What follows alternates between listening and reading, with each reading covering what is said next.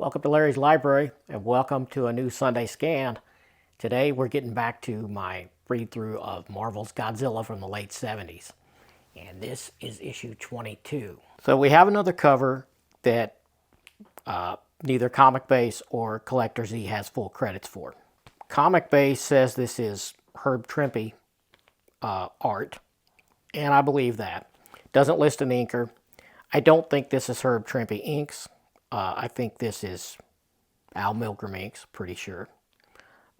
So I would say this is Herb Trimpe inked by Al Milgrom. The CLZ Comic Collector database does not list any cover credits at all. So I will probably put those two in there and submit that.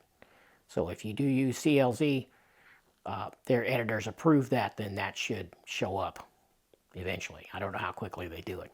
But if you put it in by hand, it's in your database, your local copy immediately. So that's what I'm going to do. Now, this was issue 22 from 1979, and pretty nice cover. It says The Devil and the Dinosaur. And this continues the adventures of Godzilla in a still somewhat reduced size. He's probably about 20 feet tall. I'm not sure how tall the full Godzilla is supposed to be in the Marvel Universe, but so this opening page here, we've got Doug Minch still writing. He writes the entire series. Herb Trimpe on art. Did I say Herb Trimpe earlier? It's Trimpe. Can't never get used to saying that. In my head, as a little kid, it was always Trimpe. I just couldn't see Trimpe without an I, or without the I on the end. But it is Trimpe. And Jack Abel is inking here, and it's fine. I don't think I like it as good as Dan Green's, but it's pretty good. It's pretty decent over Herb Trimpe's pencils. Anyway, the opening page here, you've got Godzilla and Devil Dinosaur in the background, and in the foreground, you see running, and you're at a low camera angle here. Nice shot here from Herb Trimpe. He's great at these. As you are in the crowd, the horde of the lizard warriors, the bad guys that are rushing towards Devil Dinosaur, Moon Boy, and Godzilla. And you got a cool primordial looking volcano in the background. Love that. Yeah, it's a pretty nice opening page. All this stuff happens, and the Henry Pym gas is still keeping Godzilla at this unnaturally small size. But he does have his flame breath.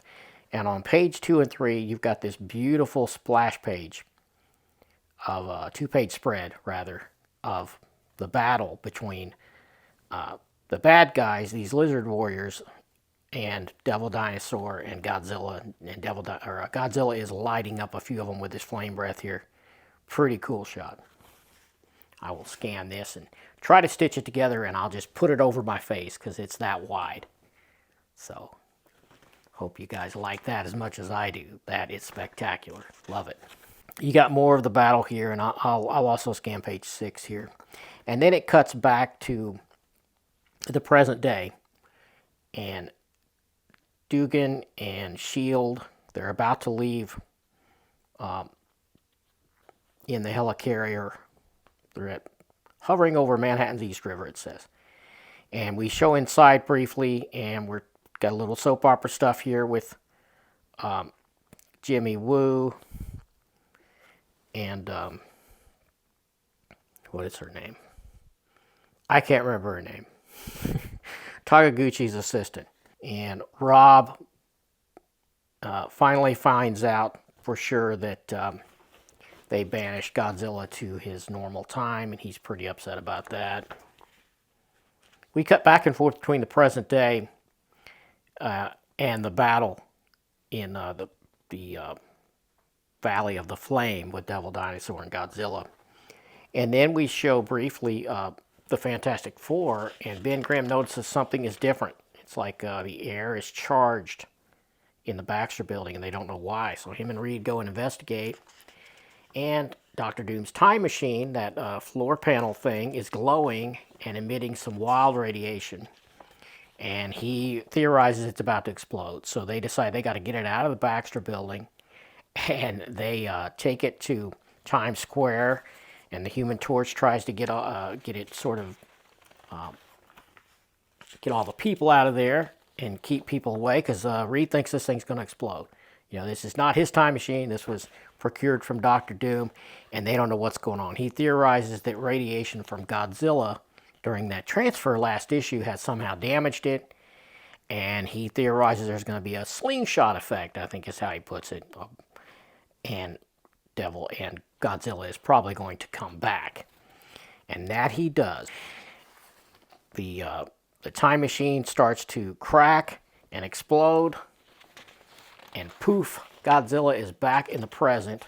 And right about that time, the PEM gas completely wears off, and he shoots up to his normal large size. And that's how this ends. This final page shows Godzilla standing there in the middle of Times Square with the helicarrier right beside him, lifted off. They were about to leave. And he is full size once again. And then the blurb for next issue, it says, back to his full enormous size in the middle of Manhattan, the king once more. Bonus, the most colorful avenging group of guest stars ever assembled. So there you go. The Avengers are in the next issue, issue 23. So come back in 2 weeks for that if you want to see that. And you're going to have the Avengers, and I'm sure the Fantastic Four and S.H.I.E.L.D.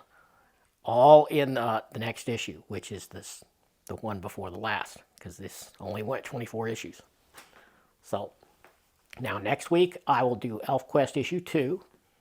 Hope you guys seen the one from last week and you liked that. And then, like I said, 2 weeks we're going to get back to Godzilla, and the week after that, or the final Godzilla after that, is the last one. So hope you liked that. Give me a thumbs up if you did, and subscribe if you don't want to miss out. And I'll see you next time.